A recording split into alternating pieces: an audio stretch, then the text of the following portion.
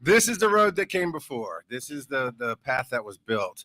And there's like 180 years of experience in this. So this is the 20th anniversary of the podcasting, which is now the digital media track. And we're going to go down and introduce everybody. But I want to tell a quick story first is as I came to this con for the first time, and we were up in 208, I believe, up in the second floor of the Hilton. Yeah. And 204. 204. Yeah. 4, then 5, 6, 7. Well, because skeptics keep, they don't believe in spatial boundaries. They're skeptical. So, yeah. And I just remember walking into the room, not knowing what to expect. And it's a kickoff panel, and Brian Brushwood was on it, and Brian Ibbett, and Mark Gunn, and a number of people were like, man, I listen to all these people. This is awesome. And as Schwood was trying to run to his next panel, I was like, hey, he's like, my friend loves you. Will you sign this? He's like, sure. And he ran. But it was such an amazing experience. And then I got to find out, I got to go next door to Skeptic Track. I've been listening to Skepticality at the time, I believe is what it's called. Yeah. That's what it was called? Yeah. It still is. So, AJC had picked up on it. And for me, podcasting started in 2004. And these are one of the first shows that were there. You have a book in front of you that you wrote. So the very next year, I was like, I want to do a panel. And I think it was just on the history of podcasting or something like that. And I recommended, I didn't know who's coming. Every forum was like, who can you put on this panel? I'm like, I don't know, man. Dragon Con is huge. So I put down people like Brian Brushwood, Tom Merritt, this, that, and Spagnola and Dunaway were running it then. Yeah. And they went, nope, here's a list of people. I'm like, I don't know any of those names. I walk in, I meet Chuck and Craig and Bobby. And I don't remember there's 2 other people on the panel, but you guys, you're like, yeah, I wrote the book on podcasting. And Bobby is not an American native that I thought he was going to be with. Bobby Blackwolf as his name. And it has just gone from there. And I've learned so much, but we're going to learn so much more today. So we're going to go down through this as I've talked about it. This is the path that was built here. This is year 1, day 1. So Derek, tell them who you are. Oh, I got one. I was giving one. And then we're going to get, after we introduce everybody, we'll get into the stories of how everything went. Oh, geez. So where do you want me to start? Right now, just tell them who you are. I'm Derek Colanduno. Me and the person next to me, Swoopy.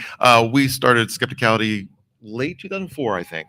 Yeah, this when podcasting first came out. I think there's probably less than 100 podcasts. We knew of them all. In fact, we had one conference. I didn't make it because my brain exploded, but it was in Anaheim, and every podcaster out there went to it because there was so few. And then the next year, I was in the hospital for a while, and I came out, and one of the first things she told me when I came out of the coma was, by the way, we're directors at Dragon Con. Now, by the time they were telling me I would never talk or walk again, I'm like, well, that sounds cool, but I don't know if I can do it. But we did do it. Yeah, so that's when it started. So 2000, I think 6 was that first year. No, 2005. Was it 5? This is the 20th anniversary. I know, but I his thought brain exploded. It's okay. Your skeptics panel started in 2006. That's it. Okay, or no, 7. See, I always thought Skeptics came first. No. In fact, the reason why we had a skeptics track now is because we knew all the skeptics from Skepticality. We had guests on, and we knew all these people that were cool. So we said, you should come to Dragon Con. Dragon Con's cool. So they were used by the space and science tracks, NEFF. And then Henry, who ran Dragon Con at the time, he passed it off to his daughter now. But he called us and said, you and Swoopy, could you run a whole track for skeptics? Could you fill a room? I said, sure. And I said, what are you going to do with the podcasting track? So we just split it. So for a while, I was technically we were kind of co-directors for podcasting and skeptic track, but that's how we did. So Robin was technically the director for the podcasting track for a while, and then it split off, and then it went to Brian and Splagnolia. I don't know why they stopped. I mean, then you took it over. Yeah. That's basically it. Yeah. In a nutshell. Let's see. My name's Robin McCarthy. I go by Swoopy for reasons unknown. I still don't know. Well, because when we started this podcasting thing in 2004, you didn't know if you wanted to be anonymous or not. We started podcasting. We met so many great people. We were invited to be on a space and science track podcast at Dragon Con with Dr. Phil Plate and a bunch of other folks, Dr. Pamela Gay. And there were so many podcasters. And so rather than having a podcast panel on every track, we thought, could we do an entire track of just podcasting? And so that's where that came from. And we had amazing response. People have always come from all over. We, like everything else at Dragon Con, was run entirely by volunteers and by the goodwill of everybody who has come. And a lot of those tireless volunteers are on this panel, who sat in this hot room for hours and hours recording things and hauling equipment and herding people and HEARD, hurting people. And it turned into something really pretty great. I don't know if there was another sci-fi or culture convention that was having podcasting 20 years ago. I think it might have been us. But I'm so glad that it continues, and it continues to be amazing. And that's thanks to all the folks that are here, and a lot of you are in the audience. So it's so great to see you all here for, I can't believe it's been 20 years. So that's just bananas. I have to also give credit to the person who actually let us. We were the first times we were directors was for the podcasting track, and it was Mike Stackpole that made it happen. This is true. Yeah, this is true. A lot of folks, Tracy Hickman, Michael Stackpole, Evo T, Chuck, Craig, all those folks that were early adopters, and of course, Mr. Sigler down there, who were making a name for themselves in podcasting, and they all agreed to come all the way here for this thing, and they didn't even know what it was. And they brought their fans with them, which helped really grow everything. Yeah. So, and I'm so glad everybody's continued to pay it forward. Yeah. Because Stackpole convinced the powers that be, so there should be a podcasting track, because he was doing a podcast about gaming, because that's what he does. So. I want to know what her secret is. She hasn't aged in 20 years. I'm so old, but thank you. Wow. Whatever you're eating, hand it over. Any podcasters in the room aside from this table? Probably everybody, right? Yeah, really. Any former podcasters, podfaders? Okay, so we've got a good demographic in here. You know what we're talking about if we get a little nerdy on the tech. My name is Chuck Tomasi. Woo! I am a recently retired software nerd. Woo! Of various roles of over 40 plus years, and still writing software for the hell of it. But in between, podcasting happened to be one of the best happy accidents I ever did.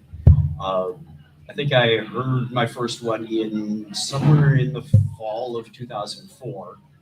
And, like you said, there weren't that many. You could listen to them all. And I was listening to them, and some were just bad. And you know how old it is? Coverville was in double digits. Yeah. Yeah. They started after we started. I said, hey, I could try that. And I tried, and like everybody else, the first 5 or 10 shows they're terrible. sucked. I was podcasting into the laptop microphone in my minivan. And 20 years later, they still suck. Ninja Cast. Yeah, same audience size 20 years later. But it turned into that passion. I was able to take it to my day job. And when I switched roles in 2010, I said, hey, is this of any value? And they said, yeah. And I was making videos. And then it just became the DNA of my job. And the last 7 years of my job, my day job anyway, have just been ultra glorious because I get to do what I love to do, what I've been doing, and get paid stupid bucks for it. So it worked out really well. It built a wonderful community at work, built a wonderful community at podcasts. Some of you already know when you travel and you go, hey, I'll be in Belgium, and somebody goes, hey, we should share a beer or something. You literally have friends all over the world when you have a podcast. And that is one of the coolest things, to be able to have that community, whether how big or how small. We started doing live podcasts before these kind of things. I think it was the first podcast expo. We were in our room with 4 or 5 people gathered around the table. And just this last Saturday, I was in Mesa at a big auditorium at the Mesa Art Center for the Hidden Brain podcast. Anybody listen to Hidden Brain? Oh, it's still around. Show. Yeah. And thinking, wow, we were a little ahead of our time doing a live show. Now, he wasn't doing the same format he does on his podcast, which I advise when you do a live show, there is an audience, keep them engaged. But I feel really fortunate and blessed to have found friends like Craig who turned into lifelong friends.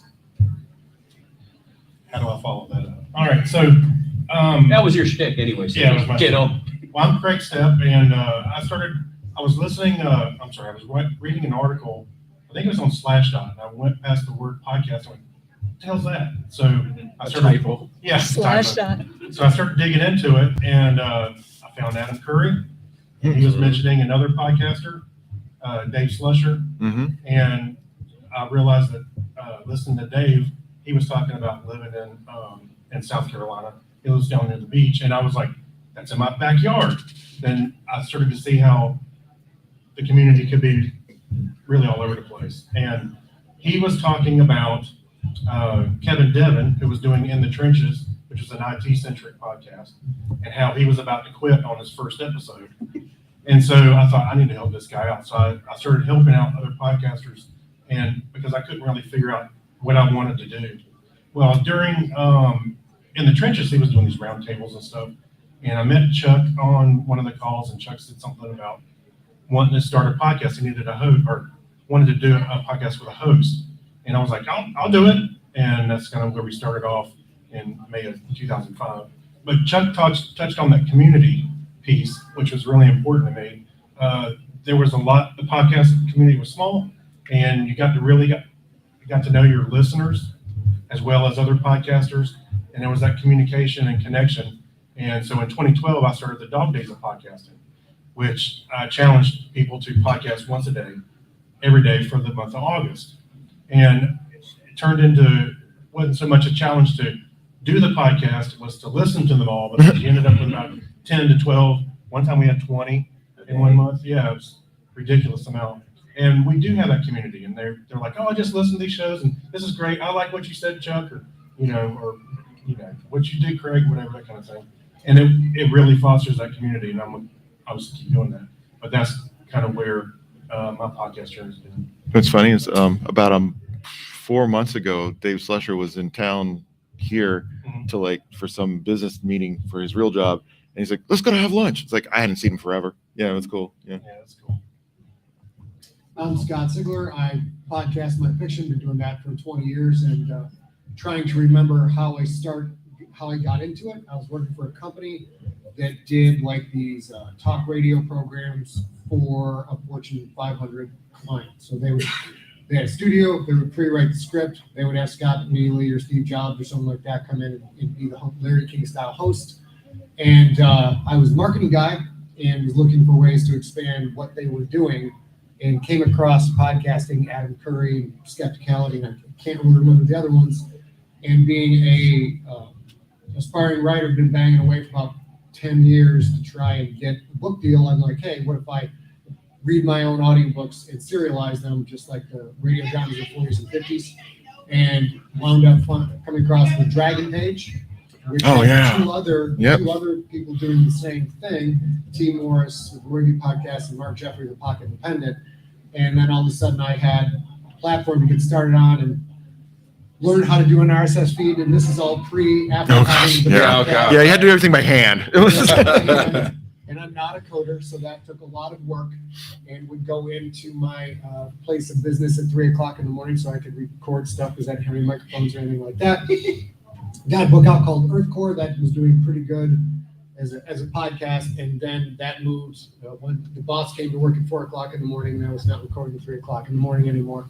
And then moved into my closet in San Francisco, and that was where several books were done, including the whole Infected audiobook was recorded in that closet that year. And that's just been a 20-year immortalized in the New York Times. What's that? The picture in the New York Times. New York Times did a story on podcasting and podcast fiction, and they took a picture in that closet. So I remember that. Yeah, remember that. That was pretty fun. And that's just been the whole journey. And then that led to an actual book deal because of the audience I built up with the podcast, who was able to go out and buy an indie book called Ancestor in April 1st, 2007.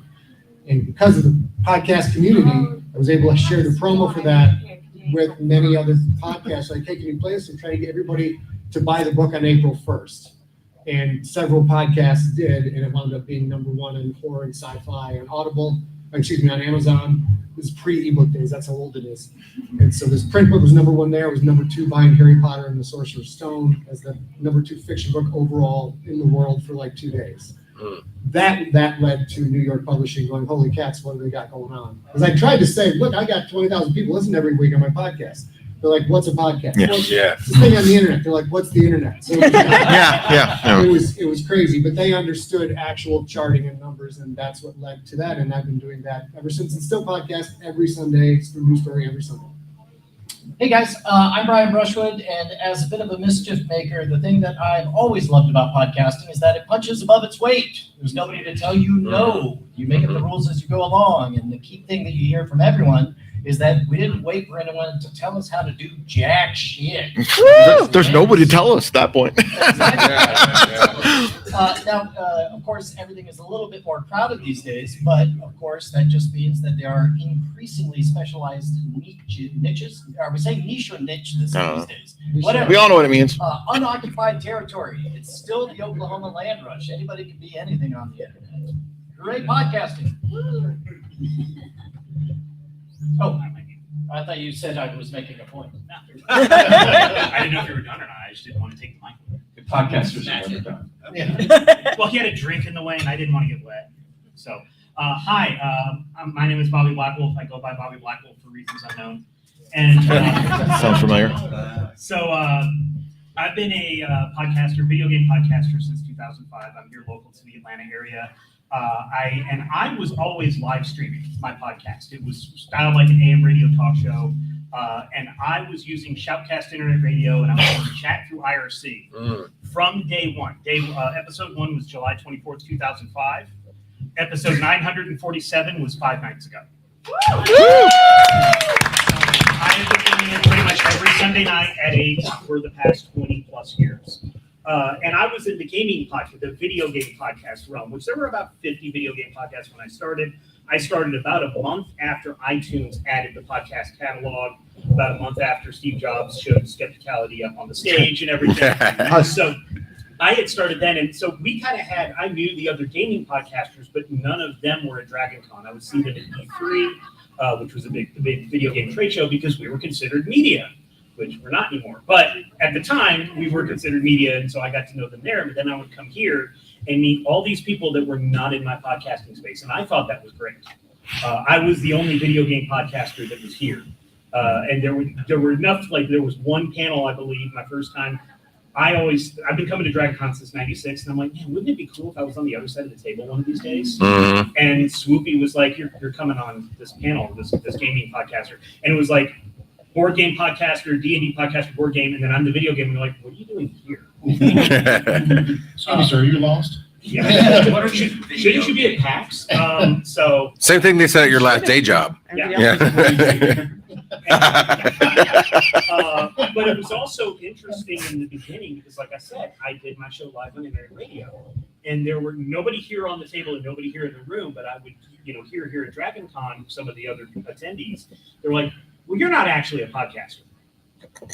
You're repurposing radio content because you're doing live radio. Oh yeah, there's some gatekeeping. So, Oh my God. but we got past that by like 2009, 2010. That was done. Oh, you're so cute. Yeah. But that took in other areas. It took a lot more. To my face. Yeah. They were doing it to my face until about then. But it's been really interesting watching the track grow. It's, seeing like, especially how this track has changed, like what a lot of things were about. Early on, it was a lot of people like Scott Sigler. It was a lot of people doing the audio books and stuff like that. Audio books. And Oh, then- yes. I haven't heard that name for a while. And It exists. I think I have the t-shirt for that too. But, Audiobooks, yeah. But like seeing, and then like for a while it was very D&D podcast heavy, and just seeing the trends and stuff as you go through, and you get to meet so many amazing people that do different things than you, and I think that's the greatest part of being a part of this track for 20 years. Now, talking about this track specifically, tell people about your shirt. Oh, So this shirt, funny story, I believe we were not allowed to do ribbons There was a no swag rule for a Yeah. while because it got out of hand. yeah. So now you can do it again. because there was like 1 year. Because the way they did badges in the past made it very hard for them to see the badge. So they redid the badges, so now you can have them. Oh, yeah, they used to say the ribbon was for, Yeah. protest. Yeah. So they moved it now so that you can do it. That's why you see people give them away now. There was 1 year that there were podcaster ribbons. There were. And so we had those. We're like, well, and we can't have those anymore. No. So this is the 2007 shirt, and on the back, it says, follow me to the podcasting Yep. track. And the idea was as you go through the skyways and everything, you're like, there's a podcasting track? Yep. Let me follow that person. And then that person wouldn't be going to the podcasting track. Yeah. They'd be going to the celebrity petting zoo or something. And you're like, Yeah. is this the podcasting track? Yeah. But it was still great. It was still great awareness because the internet wasn't being as used. Social media really wasn't a big thing Yeah. except for like LiveJournal at the time. It was a way to get Oh, it Jesus. out, which was great. Live journal. Yeah, that's funny. Am I dating myself? It's funny you mentioned that about the shirt. So I remember when we started that, and I remember it's like a bunch of us, like T. Morris and Mike Menedier and Stackpole. We're all trying to figure out how to market the podcasting track, and that's for I remember the whole. Oh, we're gonna get a shirt. That's why you have that shirt, and to put only because of the thing on the back. That's the only reason why we had the shirts at the beginning. Really? So that it advertised the podcasting track. I thought it was for the awesome artwork And then- of the dragon listening if you to an didn't- iPod. If you didn't know, it was her that drew that dragon. Oh yeah, it was. We just changed colors because if you were Yeah. old, if you remember that Apple marketing was Yeah, this. that was the way it It was looked. a silhouette So- with a thing with the iPod. Yeah. Yeah. So Dancing silhouette. Yeah. yeah, that was the thing. But yeah, we were the first track to be in the Hilton. Yeah. There It was us artist, and Lyle artist, and LARPing. artist Alley and us. Like so And that was Barb. part of it. Is like Yeah. nobody's gonna know to come over to the Hilton Yeah. because nothing else was here. Yeah, there was us, Um, LARPing, and Artist Alley. That was it. And we were on the third floor, and there was nothing else up there. Wasn't the gaming down like the board? In the Bottom floor. basement. Where we are now. Yeah, where we are now. This was all open Open. and it was all board gaming Board games. 24/7. You could bring in your own cooler. It was great. Yeah. And then they remodeled the Hilton, and this all happened. So, Bobby, you said 2005 was your first episode. Schwood, when was your first? I came in through the side hatch. Well, no, I guess it was video podcasting. 2006. Basically, I had a failed TV pilot. It was my first dance with television, and I suspected they were making all the wrong decisions, and then they passed on it. And I was like, well, screw this. There's this thing called YouTube, Google Video, Dailymotion, all that stuff. So I also hand-coded an RSS feed. I just announced that I had my own show in 2006. I thought I was too late for YouTube. But then out of that came the opportunity for Scam School, and then everything from there rolled forward. When was your first? I'm assuming it's your Earth Core. When was your first? I think it was March 2005. Nice. Yeah, Sounds right. I'm pretty sure it was in there. I know we went. I remember, yes, but was that right, AK? March, yes.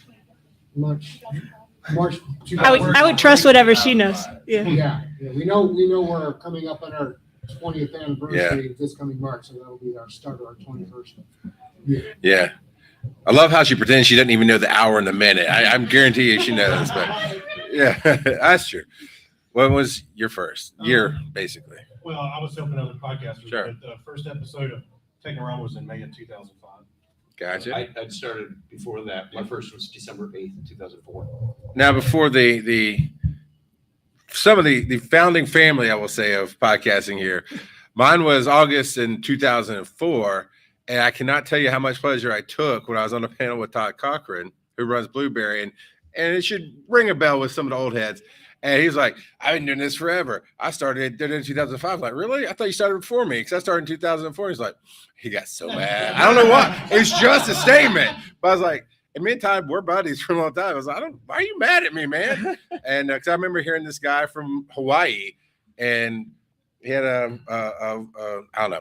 He was cool, but yeah, I got to beat him out. But so I got into it earlier than I thought, but I know when I went to Podcast Pickle, remember that Oh, side, wow. right? Gary Leland. Yeah, he used to come here all the time with the And the people on the pickle, board. yeah. Yeah. You got Yeah. somebody to wear the pickle. Yeah, Gary's a cool guy. And he would wear the pickle suit Yep, I'd sometimes be in the too. parade and everything. Yeah. I went there and Skepticality was already listed there. So when was y'all's first episode?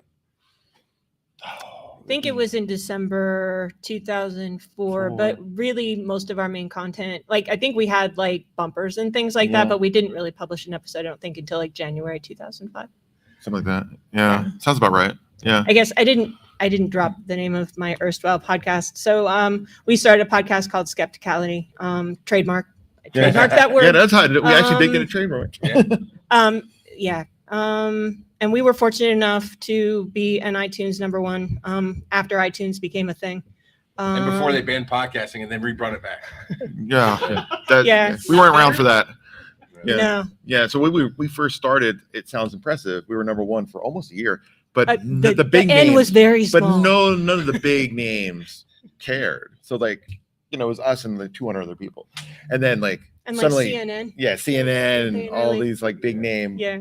media people jumped in, and you couldn't. I didn't even know what skepticism was until I heard you guys podcast. When I started looking at podcasts and saw you guys #1, I'm And you like, still oh, weren't sure. what's It this? just- Well, it's Guys, funny. it exists. It's funny you mentioned like the whole, oh my God, you come in, it's like, oh wow, you offended somebody. So well, Yeah. this happened with us and Skeptic's Guide, Universe, and then we had to like take down because we didn't know each other. We started a podcast on the same Sure. topic at the same time, and actually we figured out, and then me and Steve Novella a couple years ago when he was here, we had to figure out. It's like, yep, Skepticality was there. We were there 2 I mean, weeks it was- before. it was- 2 it weeks. was- 2 weeks. It was parallel thinking though. Yeah, and it I was- mean, and we a had no good idea. idea is a good idea. Yeah. And but the community aspect is what everybody kind of bumps on. Yeah. And I think that's the part that's still true. That's the part that always has drawn me to this. Like, it's so cool. I'm here to see these people, and that's what cons are about. So these two things were meant to go together, and I'm glad that it keeps going on. Yeah. I don't want to get too much into gatekeeping, but I didn't go to some of the earlier pod expos and whatnot. My first was Blog World in New York, and then they did Blog World in Vegas, and they changed it to New Media Expo. But even there, and it's just a name I don't like to talk about, but there was a guy who worked his way into being the director, and Blog World, you need to have a podcasting thing. But if you didn't go through his class to become a podcaster, you basically weren't doing a panel on that track at all. And I didn't know about that. it was he got dubbed the podcast mafia for a while, and it was interesting. But the community was there. So the same year that happened, where it's like, how do I share a panel? How do I jump into a community? And they were like, no. Met Rob Greenlee, who had just left Xbox and had gone to, or no, he's still with Xbox right then. He was I think the next year he left Xbox, but he was doing the Zune for Microsoft. The And Zune? yes. Oh wow. The Zune. I loved my Zune, man. You got the brown Is it one. brown? Yeah, I had the Yeah. brown one. Yep, Yep. And you had to email him directly, and he would list your podcast on the Yeah. Zoom so people could find it. And then I met Jay Soderbergh, who was the producer of ESPN's podcasts that have grown crazily since then. So I knew there's community there.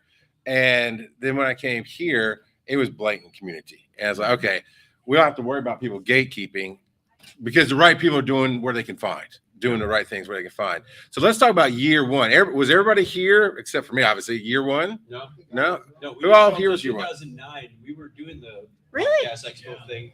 5, 6, 7, 8. 8 was when they moved to Vegas. Yeah. And we were promoting the second edition of the book. And we went, wait a minute, we're trying to grow our podcast. We're not going to do that by talking to other podcasters. We need to go someplace where there's less, the signal, the ratios. So we said, let's go to DragonCon. We've heard about it for a while. And we were just going to check it out. And Swoopy hooks us into the podcast track and had a show ever since. So 2009 was our first one here, but we had been doing them, live in some way, shape, or form since 2005. What was, so Bobby, anybody else, was 2005? Raise your hands in the audience if you were here year one. Really? 1, 2, wow. Leon, Huh. he's OG, Yeah. man. Yeah. Always. Huh.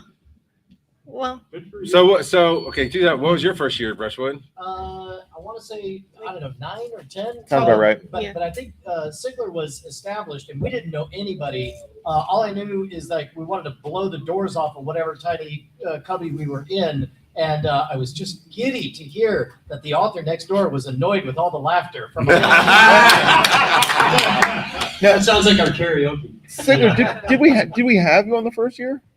What's that? Sigler, I thought we had you on the first year. I could not say. I think know we were in did. 2009 because we kicked off the rookie book tour. Well, yeah, but I think before that was you had Orthcore and then Yeah, Alas- it must have been. I think you were the first year. All right, Yeah. well, I was here the first year and everything was going great till these assholes started having fun and shit. But then I went over and they said, oh, they gave me a beer, so everything worked out great. It's from the outside looking in, it's been amazing to watch. The first year I came was 2013-ish, and Yeah, you had somebody in the corner trying to do a radio broadcast with something at the window, so it'd be online radio and go out. And there's it's not just volunteers that work for the con, but the community has always volunteered, and they had cameras set up and recordings were done. It was amazing. And we're next door to EFF at that point because their signal kept coming in on our speakers, and so many jokes were made about that. AFF, well, for a while, like we had like the first half of the hallway on the second floor, and then across the hall was space and science and EFF. Yeah. And there was robotics in the hallway Robot for a while battles. too. Yeah. And now that I do know, so here's how it translated. So Spagnola was co-director with Dunaway. Yeah. And because you guys had to pull back or something with the skeptics, whatever was going on in life. She has like triple PhDs now. What do you got now? I had to go get a real job, and so I went to school, and so I was doing that. I was still here. I was here a lot of the years I was here. Yeah. I was studying in my room. Yeah. But I was here. Yeah. But yeah, it's just but I'm trying to think back on you were talking about people were by the window. So we had to get a ISDN line because there wasn't any internet here. Yeah. And again, we were the first track here. And so to drop a line, it cost a lot of money in 2005-6 money. And so because we recorded every panel and then we edited and published every panel, pretty much in time. Yeah. And I mean, everybody will attest to the pain in the ass that was because our entire studio from home, we basically brought here kind of like this. Gosh. Yeah. But I mean, everything was huge. Like, I mean, there wasn't Skype and stuff back then. I mean, we had a telephone connector when we had to do phone interviews and stuff like that. So it was so much equipment that we hauled in, and then we didn't have any internet. So it was just we figured it out, and people had hotspots, I think. But yeah, the signal was the best by the window. So it was such a mess, but it was fantastic because people came. Let's think about people who came. Hickman, T. Evo, Meningay, Murr Lafferty, another wonderful author, Hutchinson, Sigler. Give me names. Who else? Lots of people. I wish I had it. Dunaway was there. Well, yeah, and so, but it was a lot of authors. We had Grant Bachoco. We had puppetry. We had. Before there was puppetry track, we had puppets. By the way, the puppetry track came out of her. We had the janitors. The first year that the janitors were here. That built up and then became a puppetry track. I think the variety of things that just go to show everybody that there was something that everybody was interested in, and you could podcast it. And I really like. We were them. There was no gatekeeping. We did what we wanted to do. We did it at this con. I'm sure we broke a lot of rules. I'm sure we did. But it was great. And I'm, again, just so thrilled that it continues to go on. And it's I want to get into how y'all had to deal with things as directors, because when I started volunteering with Dunaway, he asked me very quickly, "Hey, do you want to take over?" I'm like, "No. I need to make money, man. I gotta." No. He didn't want to take it over. I was like, why? So. Yeah, exactly. Well, I found that out. I was like, why you wouldn't let it go? It's my best Dunaway. He's like, I was holding on to it until somebody came along. He didn't want it to die. You got to keep it in the family. Yeah. Whoever comes after you got to keep it in the family. And it's a whole different viewpoint from going, oh, I got to do some panels and be an attending pro, to like, I'm sorry, we don't have internet where? What? Yeah. We're what? And so what were some of, you've already talked about some of your, what was some of the new things you had to learn as directors? Well, hold on. When you talk about the whole first year we had access or internet, if you remember, somebody in DragonCon leadership told us, oh, we could get a line, but it'd be like firewalled. And I forget who it was. Oh, yeah, we figured that out. Yeah, there's a podcaster. I have tech people. That was like, dude, give me the line. And he hacked it so he had open access. I was like, this got to be illegal. But we were live streaming. We probably shouldn't have been. There was definitely an era of ask forgiveness. Yeah. And I could tell you, before he even came along, the con was catching up real fast, because the very first time I was just volunteering for Dunaway, and he lives in North Carolina, I think, and I'm local. So it's like, hey, would you go to the meeting South for me? Carolina. South Carolina. So would you go to the meeting for me and ask these things? And I did. And I went up to Regina, who always looks more angry than Derek always looks. And, I didn't know that. and I went up to her, was like, hey, I'm here on his behalf. We're podcasting. How do we get internet? And she goes, y'all don't have internet? I'm like, I don't think we do. She goes, you should have it. You're podcasting. Yeah. And so you guys had already pushed that line so far forward that every question I asked was, you don't have that? Of course you should have it. And now we have everything we have today because of it. And now the problem is maybe this has come to you where we used to have internet because we live stream everything to YouTube in my track. It's the Skeptic track. In fact, if you look at our YouTube channel, I think we have like 12 years of all of our content, and we live stream it, and then it just immediately goes on the feed. And the past 2 years, they're like, you can't have it because now it's being used for Dragon Con TV because now they push it out to like too many hotels. I haven't run into that yet. That's So good. hopefully that won't be a yet. Good, because we Just- have Yeah. because Do what you want. we have to like put together a couple $1,000s to do what we do now. Yeah. That's a lot.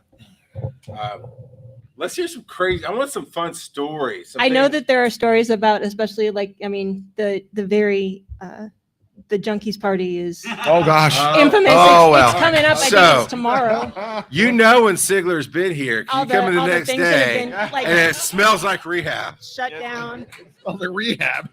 overcapacity, ceiling falling in. We had a couple in the smaller rooms upstairs, and there were a couple moments like now my podcast is not as big as it used to be. There's a lot more stuff out there for people to listen to, but there was kind of an unexpected spike. We showed like, oh, they're going to give us their own panel. Ah, shoot, that'd be cool. Want to do it late night? Yeah, we'll do it late night. It'll be great.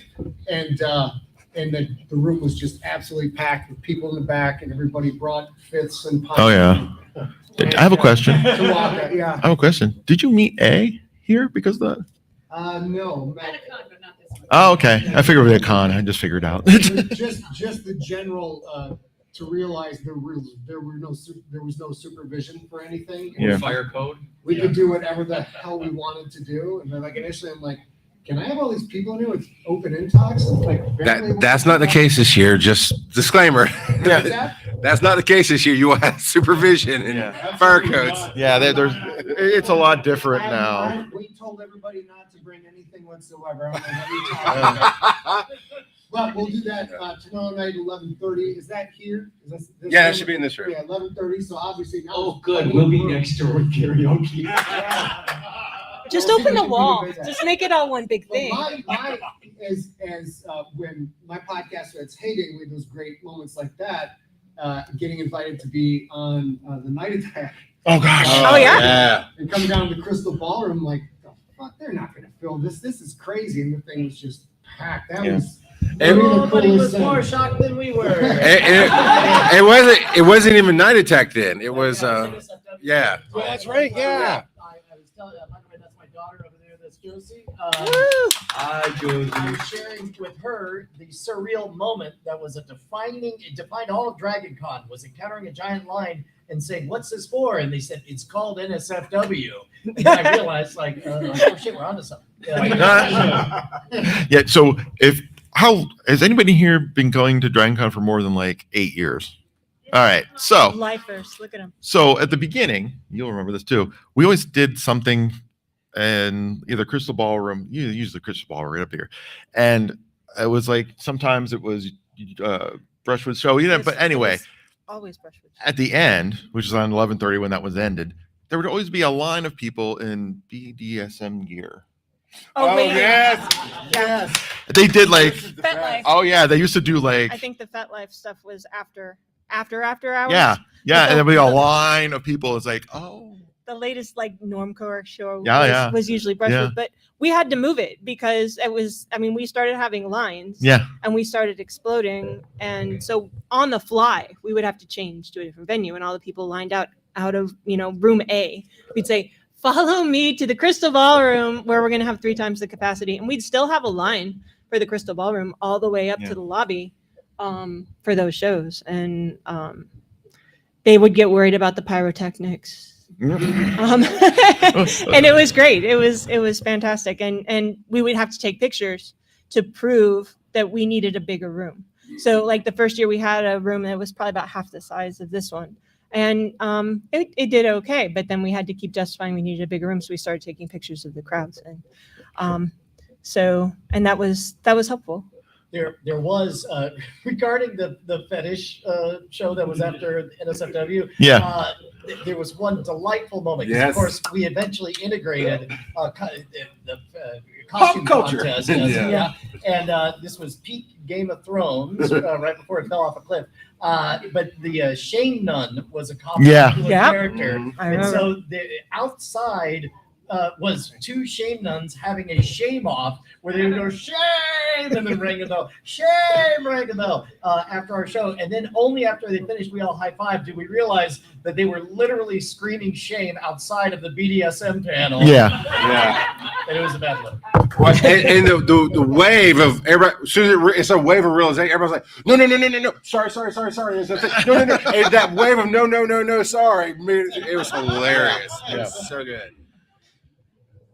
I think Scott was at there was some parties every once in a while for podcasting track. One of the last years that we were up in 204 or whatever, they had one, and I was overwhelmed. I wasn't going to go to a party. I went home and regretted it because apparently Guardians of the Galaxy 1 was filming in Atlanta. James Gunn came and he just wandered right up to the podcasting track and was like, what's going on here? And nobody pulled out a recorder and got an interview. But, yeah. Speaking of interviews, we do have a story here from 2010. Yeah, something like that. 2010. It was when the Walk of Fame was in the Hilton. Yeah. And Craig and I like to do interviews with other podcasters, celebrities, basically anybody who will spend time with us, which isn't much. Not anymore. So we're walking around the Walk of Fame on Friday, Thursday, whatever it was, and we said, hey, we walk up to Edward James Olmos. Oh yeah. Oh, yeah. And said, Gosh, I forgot about would you this. be willing to be on our podcast? He said, yeah, sure. Because we have a list of names in case they don't believe us. We go, well, we talked to this person, that person, that person. Oh, okay. He must be somewhat legit. And he said, but let's make it before the Walk of Fame opens on Saturday. And Craig and I are in parade Saturday night. So we got to get up stupid early. And we're not responsible adults Friday night. So normally I try to project a lot of energy when I'm on a podcast. This thing came out sounding like an NPR show on Preludes? Yeah, it was So Edward, tell us about your childhood. And it was a great interview. He went on about how he transformed his life. He played baseball until he was like 18 and was always ahead of his grade. And then he switched to rock and roll and he went on tour. And then he found acting. So he's had like 3 different careers. Amazing guy.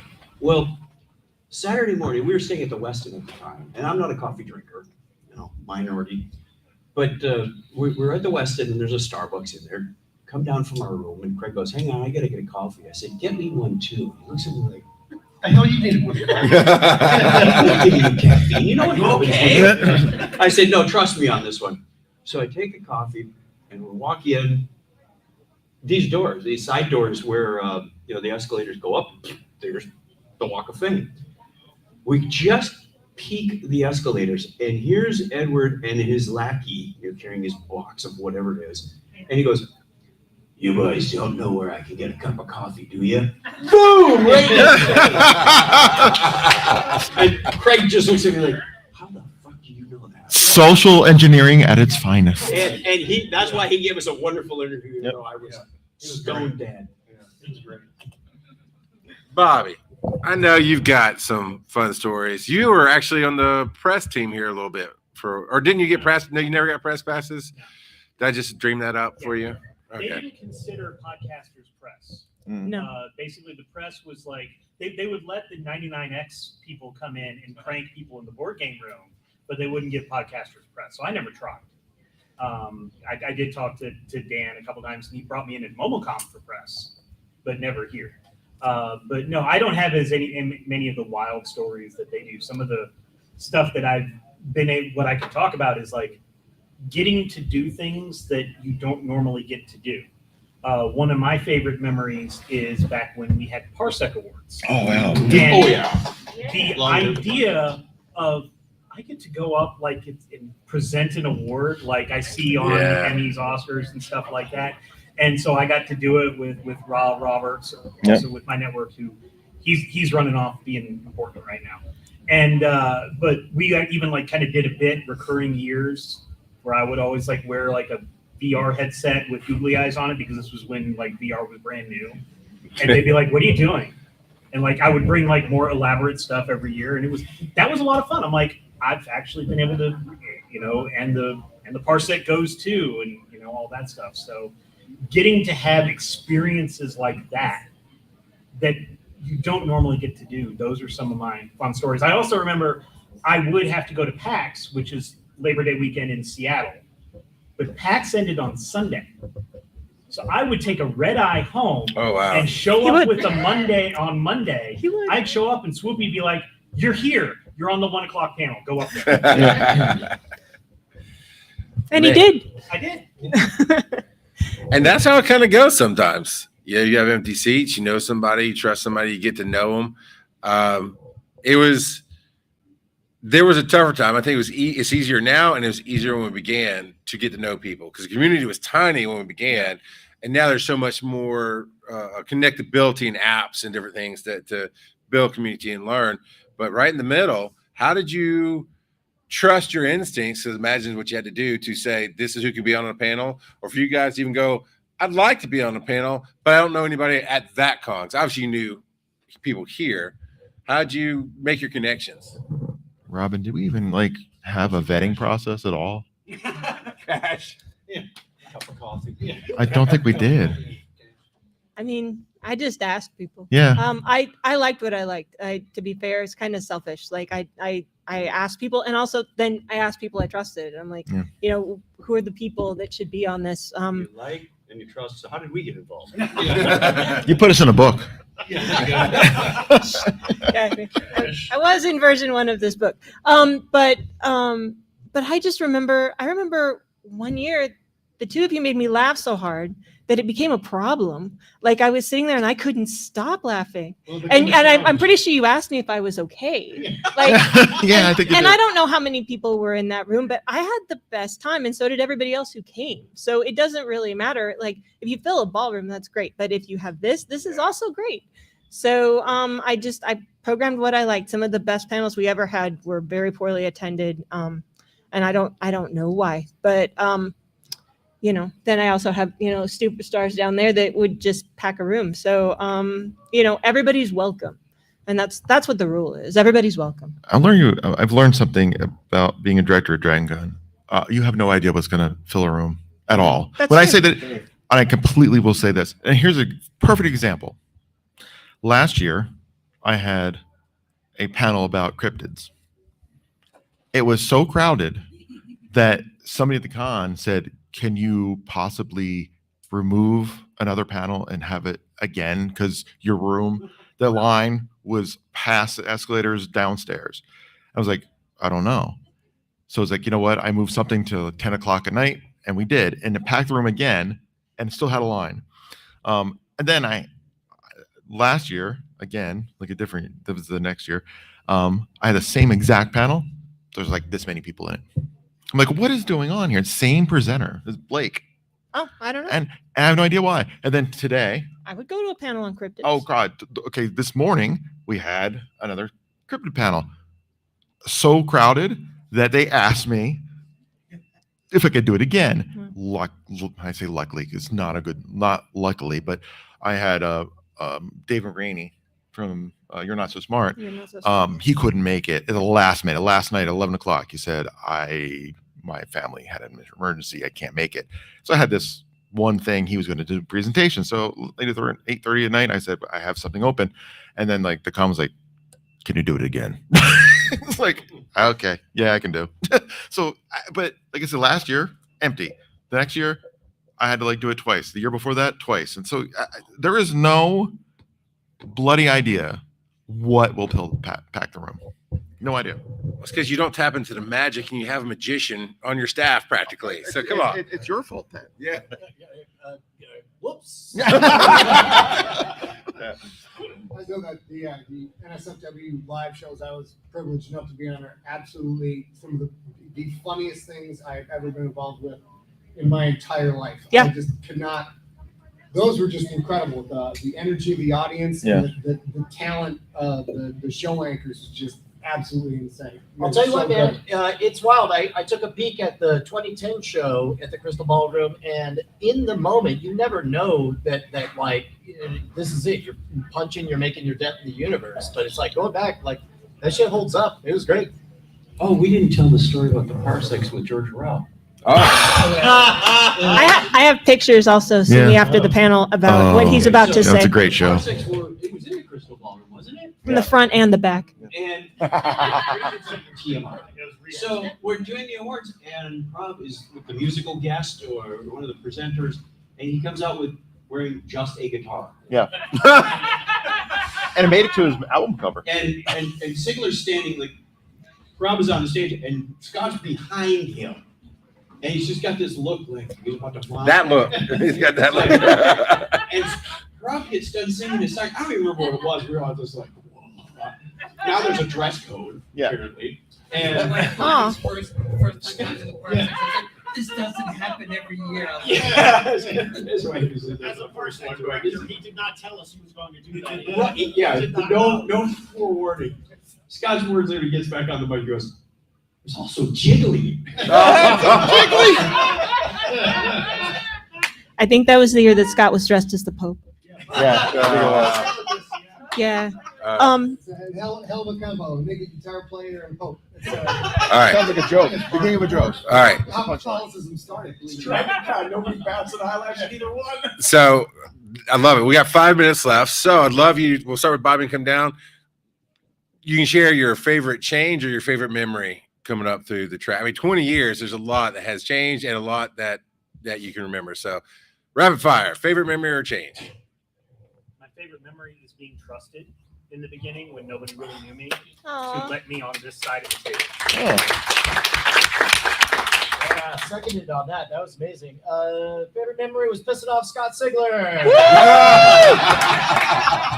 My favorite memory is being pissed off going into that room and they got beer that they had made from Lost. So Yep. it was, remember. Yeah. We went down to a liquor store. We bought 128 Natty Lights, and we wrapped them all with Dharma Initiative non-alcoholic beverage labels. I was a Liberally passed them out huge fan of the show at the time before, at the end of the show. before Game of Thrones. Yeah, before Yeah. Game of Thrones. And they pull out these beers and I'm like, what fucking magic is, did you guys make these goddamn beers? And all of my anger went right out the window. I was like, you guys are awesome. And I wound up making friends with them, and that's my favorite memory.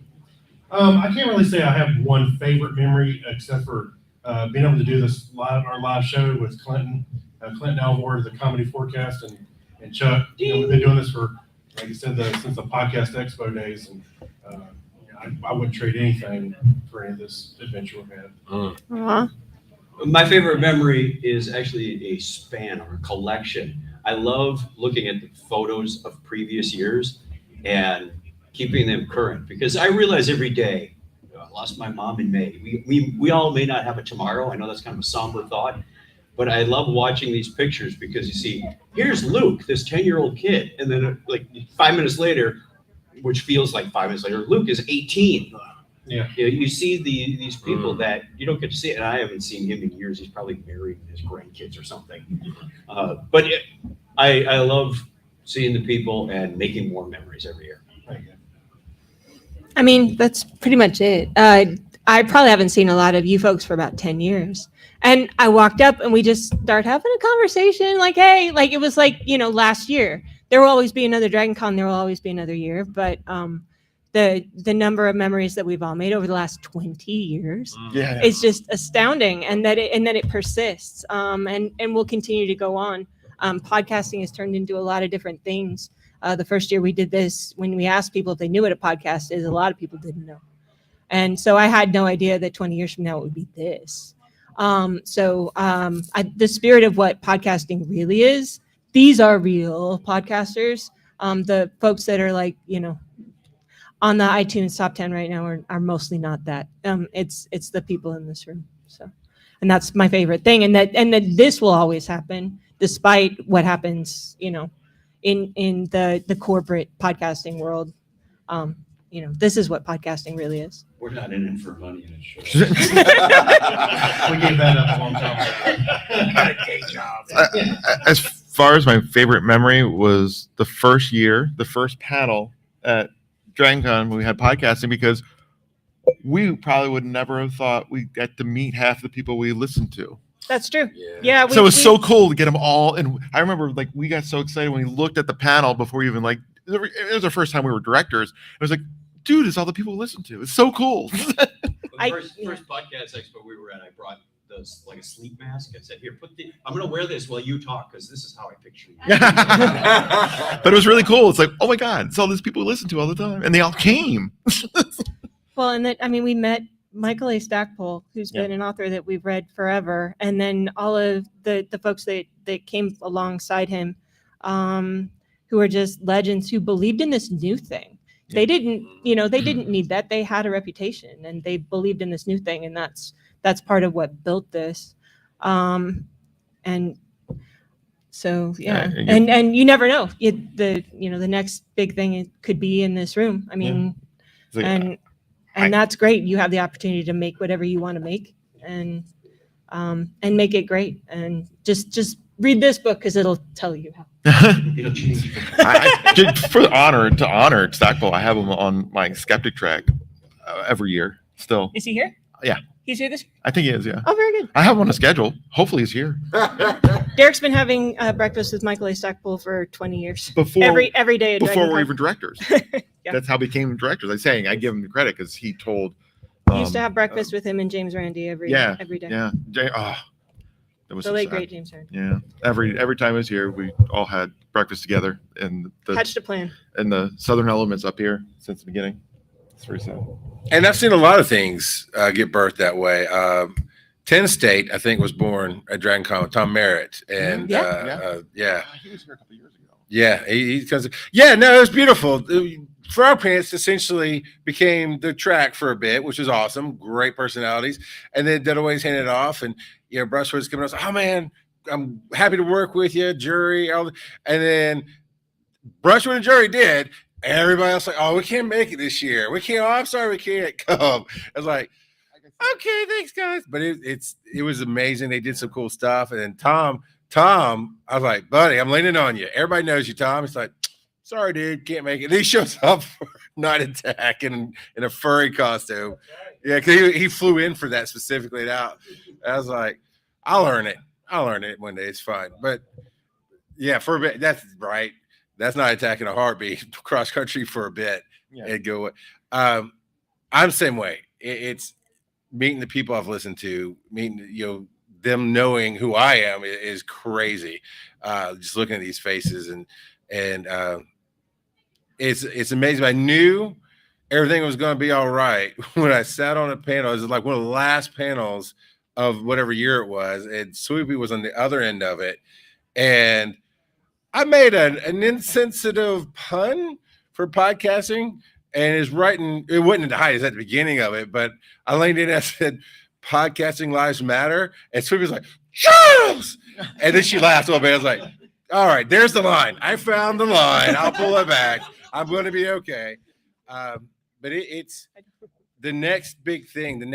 I want to talk about Bobby for a second. So, I met him on a panel, and he's doing this networking. Y'all had banners, Vogue Network in there, and all this cool stuff, and this and that. And as I got more involved, I started, why aren't you a professional? Why aren't you attending a professional? And like you said, well, they don't like podcasting. Like, just apply, man. Just apply, knowing that it'd come to me, but I didn't.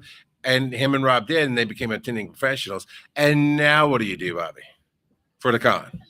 So I'm now part of main programming. The reason I was late is because Christopher Judge was late for his panel, and they let me go long 10 minutes. Then I ran down. Yeah. I moderate the big Q&A panels. I'm going to be. If you watch The Magicians Sunday morning at 10 a.m. in Centennial 2 and 4, I'll be talking with the cast of magicians. Awesome. And that was one of the goals when I stepped in. I was like, how do we take the awesome people that are here and get them here and then transition them to whatever else they want to do? And a number of people have come through the track now that are moderators. And it's whatever you want. You want to meet the hard track? We can help you do that. You want to get on Skeptics? I know a guy. Look, I run this track. He ran this track. She ran this track. You don't tell us what time it is. No, the volunteers are doing a great job. If you wonder how weird DragonCon is, so 2 days ago, I get an email that says, and I have not seen the parade since I became a director because I'm busy. And I'm like, I got this email saying, you're in the parade. It's like, what? He's like, yeah. I was like, why? John Delancey wants you in the car with him. It's like, why? It's like last year he came and had a good time and he wants to do something with the Skeptics. It's like, okay. So now tomorrow morning I have to like, You're in the parade. yeah. That's hilarious. I've not seen the parade since we became directors. Yeah. I mean, I was. All right, real quick, Bobby, start telling everybody where they can find you and we'll come on down. All right, Bobby Blackwell Show is the name of my show. I thought I was only going to do it for 20 days. I've been doing it for 20 years now. It's everywhere. It's a video game industry news podcast. I do it live on Sunday nights, 8 p.m. Eastern, 5 p.m. Pacific for an hour on the Voice of Geeks Network. We do on Twitch, twitch.tv/VOG Network. I am on Blue Sky at BobbyBlackwolf.com. Woo! This is usually the part everyone says a bunch of stuff and nobody ever does anything. So I double dog dare any of you to write me a personal email at brian@schwood.com. That is all. I will be doing that as soon as I walk out of this panel. I'm Scott Ziegler. You can find me at scottziegler.com. We do live stream of a new fiction read every Wednesday at facebook.com/Scott Ziegler, twitch.tv/Scott Ziegler, youtube.com/Scott Ziegler. And of course, I still podcast my fiction free every Sunday. Search for me on any podcast client, and I've got some cards from the original OG audiobook that we did way back when for Earth 4 right up here. So come up, grab one of those, and yeah, that's about it. And then Saturday night, 11:30. Apparently there are rules this year, so we'll see. There's just body rules. You can guidelines. Just don't get the fire marshal; they'll shut us down. I will see if I can send an email to a certain magician, see if he can come up with something. All right, I'm Craig Stepp, of course, and you can find me at my personal website, spyndle.com. And if any podcasters that want to join in on the Dog Days of Podcasting, go to dogdaysofpodcasting.com and sign up. You got 2 days left. Good time to start. You have a phone. Just do it out there. Please come on in, and we'd love to have you. And Chuck and I and Clinton, we all do the Topic is Trek podcast, which we're going to be doing Sunday, as well as, I'll let you finish up, so you got something to say. Sure, thanks. Chuck Tomasi, you can find me at chucktomasi.com, Tomasi. That gives you links to everything from my Amazon to GitHub to podcasting. If you're interested, I will be doing 2 free signed copies of this book. There's a simple contest. Craig and I also do another one called Technorama. Yeah, that's it. You've only done that for a while. It's only been 20 years. It's called Comedy Timing. Yeah. But it's upside down. It's Technorama podcast. Super. I am Dr. Robin McCarthy. I have almost no online presence. I don't want to see you because it'll be at the ICU at Northside where I'm a nurse practitioner. But I am Bunny Feet on Instagram, and that's pretty much it. Pretty much all that's left for me is running this track because I haven't done a podcast of Skepticality for over a year. Well, it's the only reason, and I will say this, and she's not going to like it, because I haven't found a replacement as good as her, and I'm not even kidding about that. I've actually had 3 or 4 people, and this is true, who've offered, and it didn't really work, and so I never put them out. So maybe I'll find somebody. Maybe if she's got time, we can do like monthly. Make it my fault. Just go see her in the ICU, and you can do a podcast. Yeah, not again. Not again. That's pretty much how things ended. And it kills. Like this year, she emailed me and it's like Robin. I was like, who? She's Swoopy. I'm like, oh, okay, gotcha. Dr. Swoopy. I can do that one. Mine is Linktree/RGOP42. It takes you to everything that I do. I want to say there's 2 legacy things that we do here at the con. that will stay until the people stop doing it. And that is Comedy Forecast and Friends. We'll always have a show here. You've been doing it for as long as I can know. And then we always wrap out the show with Mark Gunn doing the Irish Celtic Music Podcast. We'll do that. Yeah, That's every so year. cool. Yeah. We do that every year. Cool. Man, Yeah, so- come on Monday and come to the Yeah. folk sing along. It's the best part. You can dress and like sing and cry. It's the best. It is the best. All right, everybody. Thank you for being here. And I'll see all of you in about 5 years. 5 years. Maybe 25 is what you're saying. If you're interested